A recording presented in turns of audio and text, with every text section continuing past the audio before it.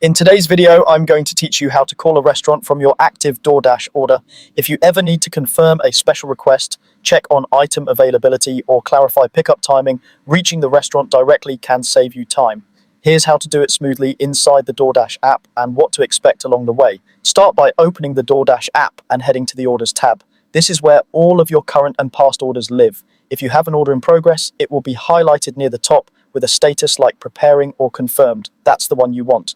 Next, select your active order to open the order tracker. This view shows you everything happening with your order in real time, including the items, estimated times, and status updates. It's the central place for managing anything related to that specific order, so you won't have to hunt through different menus. Once you're in the active order, tap the restaurant's name.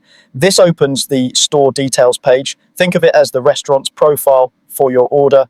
Here you'll typically see important information such as the address, hours, and other store-specific details. This is also where you'll find contact options when the restaurant supports them. If you see a call button, tap it to contact the restaurant directly.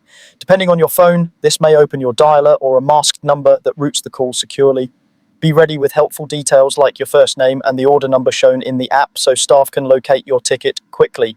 Keep your question focused, confirming a substitution, checking if an item can be prepared a certain way, or verifying timing are all good reasons to call. If the call option doesn't appear, it usually means the restaurant isn't taking calls through Doordash at that moment, or they've disabled that feature. If you can't reach the restaurant, or if your question is about delivery, like the driver's location, a delayed handoff, or a refund, use the help option in the order tracker to contact Doordash support instead. They're the right team for anything related to couriers, delivery timing, missing items, or account level adjustments. To recap the flow you'll use every time: open the Doordash app, go to orders, select your active order, tap the restaurant name to view store details, and use the call button if it's available.